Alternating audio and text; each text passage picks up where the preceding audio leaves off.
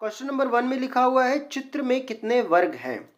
अब चूंकि ये बहुत ही सिंपल फिगर है इसलिए आप इसमें वर्गों की संख्या आप बताओगे कि एक वर्ग ये है, 1 के बाद 2, 3 और 4 और एक ये जो बड़ा सा इन सबको मिलाने पे बन रहा है 5। तो कुल मिला के 5 वर्ग हैं। लेकिन चूंकि मैं आपको इसमें एक ट्रिक बताऊंगा जिसके माध्यम से आप कोई बड़ा से बड़ा फिगर दे दे अगर आपको और कॉम्प्लिकेटेड फिगर दे दे तो उसको कैसे सॉल्व करेंगे वो मैं आपको बताऊंगा। तो सबसे पहले आपको क्या कर लेना है, इनमें आपको देखना है रो कितनी है कॉलम कितनी है। तो अगर आप देखें तो रो ऐसे काउंट की जाती है और कॉलम ऐसे काउंट करना है आपको। तो देखिए रो कितनी है, तो देखिए 1 2 रो है। और अगर आप कॉलम की बात कीजिए तो कॉलम में भी देखिए 1 2 कॉलम है, यानी रो जितनी है उतनी ही कॉलम है। तो जब भी कभी ऐसा क्वेश्चन आए जिसमें फिगर में रो और कॉलम की संख्या समान हो तो आप देख लीजिए रो कितनी है 1 2, तो 1 का स्क्वायर कीजिए प्लस 2 का स्क्वायर कीजिए क्योंकि 2 हैं रो और इन्हीं के स्क्वायर को ऐड कर लीजिए। तो 1 का स्क्वायर 1 और 2 का स्क्वायर 4 यानी टोटल 5। तो इस तरीके से हमारा सही आंसर ए हो जाएगा। अब क्वेश्चन नंबर 2 देख लीजिए, इसमें भी हमें चित्र में कितने वर्ग हैं यानी वर्गों की संख्या बतानी है। अब ये थोड़ी सी कॉम्प्लिकेटेड फिगर है, अगर आप इसे बेसिक तरीके से काउंट करने बैठेंगे तो इसमें बहुत ज़्यादा आपका टाइम वेस्ट होगा। तो सबसे पहले आप देख लीजिए रो कितनी है कॉलम कितनी है। तो देखिए 1 2 3 रो हैं और कॉलम भी उतने ही हैं। तो देखिए 1 2 3। तो जब भी मैंने आपको बताया कि रो और कॉलम की संख्या समान हो तो आप क्या करेंगे, इनके स्क्वायर को ऐड कर दीजिए। तो देखिए 1 का स्क्वायर कर लीजिए प्लस 2 का स्क्वायर कर लीजिए प्लस 3 का स्क्वायर कर लीजिए और इन्हीं के स्क्वायर को ऐड कर लीजिए। तो 1 का स्क्वायर 1, 2 का स्क्वायर 4, 3 का स्क्वायर 9। तो 9 1 10 4 14। तो हमारा जो सही आंसर है वो 14 हो जाएगा। इसमें 14 वर्ग बनेंगे। तो क्वेश्चन नंबर 3 देखते हैं। क्वेश्चन नंबर 3 में लिखा हुआ है चित्र में कितने वर्ग हैं। तो ये काफ़ी कॉम्प्लिकेटेड फिगर है और इसको भी हम लोग बिल्कुल सेम प्रोसेस से सॉल्व करेंगे और इसको रो और कॉलम के माध्यम से सॉल्व करेंगे। पहले आप देख लीजिए रो कितनी है। तो 1 2 3 4 रो हैं और 1 2 3 4 कॉलम है। तो जब भी रो और कॉलम की संख्या सेम होती है तो आपको क्या करना है, इन्हीं के स्क्वायर को ऐड कर देना है। तो 1 का स्क्वायर प्लस 2 का स्क्वायर प्लस 3 का स्क्वायर और प्लस 4 का स्क्वायर, अभी इन्हीं के स्क्वायर को ऐड कर देना है। तो 1 का स्क्वायर 1, 2 का स्क्वायर 4, 3 का स्क्वायर 9 और 4 का स्क्वायर 16। अब आप इन सबको ऐड कर दीजिए। तो देखिए 9 1 10 और 16 और 4 20, 20 और 10 30 हो जाएगा। तो टोटल वर्ग हो जाएंगे हमारे 30। तो बिल्कुल करेक्ट आंसर हो जाएगा हमारा 30। तो 30 ऑप्शन सी इज करेक्ट। तो इस तरीके से आप वर्गों की संख्या बहुत ही आसानी से काउंट कर सकते हैं। क्वेश्चन नंबर 4 में भी चित्र में कितने वर्ग हैं और इस फिगर में भी हमें वर्गों की संख्या ज्ञात करनी है। तो सेम प्रोसेस, अगर आप इसमें रो की संख्या देखिए तो 1 2 3 4 और 5 रो हैं और कॉलम 1 2 3 4 5। तो कुल मिला के 5 रो हैं 5 कॉलम हैं। आपको इन्हीं के स्क्वायर को क्या करना है, ऐड, और फिर हमारा जो है आंसर आ जाएगा। तो देखिए पहले 1 का स्क्वायर कर लीजिए तो 1 प्लस 2 का स्क्वायर 4 प्लस 3 का स्क्वायर 9 प्लस 4 का स्क्वायर 16 और 5 का स्क्वायर 25। अब आपको इसको ऐड कर देना है। तो कॉम्बिनेशन बना के ऐड कीजिए। तो देखिए 9 1 10 और 16 और 4 20 और 10 30 और 30 और 25 ऐड करेंगे तो हमारा आ जाएगा 55। तो कुल मिला के 55 वर्ग हो जाएंगे। हमारा डी ऑप्शन बिल्कुल करेक्ट हो जाएगा।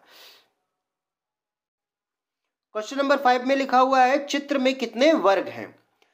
अब इस टाइप के क्वेश्चन में आप गौर से देखिए तो इसमें वर्गों की संख्या ज्ञात करनी है और इसमें देखिए रो और कॉलम की संख्या सेम नहीं है। तो देखिए इसमें 1 2 3 3 रो है और 1 2 2 कॉलम है। अब जब भी कभी वर्गों की संख्या निकालनी हो और रो और कॉलम सेम ना हो तो ऐसे सवालों को हम किस तरीके से करेंगे। तो सबसे पहले आप देख लीजिए इसमें रो कितनी है, तो 1 2 3 आप लिख दीजिए रो और मल्टीप्लाई, स्क्वायर नहीं करना है। और इसमें अब आप कॉलम की संख्या काउंट कर लीजिए, तो 1 2 और 2, टोटल जो कॉलम है 2 है, इन दोनों का आप मल्टीप्लाई करा दीजिए तो कितना आ जाएगा 6। अभी ये पूरा आंसर नहीं है। अब आप क्या कीजिए, यहाँ पर जो 3 लिखा है इससे एक कम कीजिए, तो 3 से एक कम किया तो 2 आएगा, और 2 से एक कम कीजिए तो 1 आ जाएगा, और इसका भी मल्टीप्लाई करा के लिख लीजिए, तो 2 1 जा 2। और जहां पर भी कभी 1 आ जाए, यहां पर देखिए 1 आ रहा है, या तो इधर 1 आ जाए और या तो इधर 1 आ जाए, किसी भी तरफ 1 आ जाए आपको वहीं पर रुक जाना है और इन दोनों को जितना भी आया है उन दोनों को ऐड कर लीजिए, तो 6 2 8, तो यानी इसमें वर्गों की संख्या 8 हो जाएगी। हमारा सही आंसर ए हो जाएगा। तो इस तरीके से आप जो है वर्गों की संख्या निकाल सकते हैं जिसमें रो और कॉलम की संख्या समान ना हो। ध्यान रहे इस टाइप के क्वेश्चंस भी पेपर में आते हैं। क्वेश्चन नंबर 6 में लिखा हुआ है चित्र में कितने वर्ग हैं।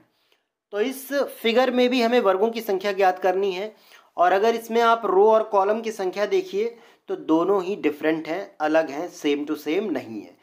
तो देखिए सबसे पहले आप इसमें रो की संख्या को काउंट कर लीजिए, तो 1 2 3 4 यहाँ पर लिख दीजिए और मल्टीप्लाई।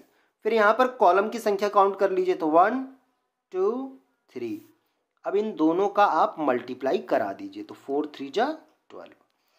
अभी ये हमारा पूरा आंसर नहीं है। सबसे पहले अब इसमें और क्या करना है, 4 लिखा हुआ है, इससे एक आप कम कीजिए, तो 4 से एक कम किया तो 3 आया, और इधर भी इस 3 में भी एक कम करेंगे तो आएगा 2, और इन दोनों का आपको क्या करना है, मल्टीप्लाई कराना है।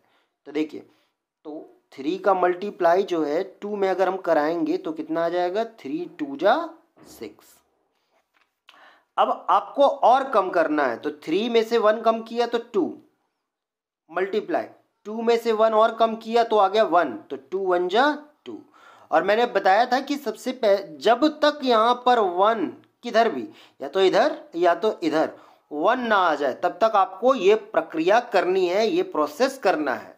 और देखिए यहाँ पर 1 आ गया, बस अब आप इन सबको ऐड कर लीजिए, तो 6 2 8 और 12 8 20। तो हमारे जो है इस फिगर में वर्गों की संख्या कितनी हो जाएगी, 20। तो सही ऑप्शन सी हो जाएगा। क्वेश्चन नंबर 7 में लिखा हुआ है कि चित्र में कितने वर्ग हैं। अब इस फिगर में भी वर्ग बताने हैं, और अगर आप गौर से देखिए तो इसमें रो और कॉलम सेम नहीं है। तो चलिए पहले सेम प्रोसेस, आपको रो काउंट कर लेना है, तो 1 2 3 4 5, और यहाँ पर आपको कॉलम काउंट कर लेना है, तो 1 2 3 4। अब ये मत सोचिए कि यहाँ 4 और 5 आ रहा है यानी 1 का अंतर है, तो क्या यही ट्रिक लगेगी। चाहे ये यहाँ पर केवल 3 कॉलम होते तो भी यही रूल आपको लगाना है। तो चाहे 1 का अंतर हो, चाहे 2 का अंतर हो, चाहे 3 का अंतर हो, जितना का भी अंतर हो, रूल चेंज नहीं होगा, बिल्कुल सेम टू सेम इसी तरीके से करेंगे। तो आपने देखा कि इसमें रो 5 है और कॉलम 4 है, तो आपको क्या करना है, इनका मल्टीप्लाई कराना है, सेम प्रोसेस। तो 5 का मल्टीप्लाई 4 से, तो 5 4 जा 20।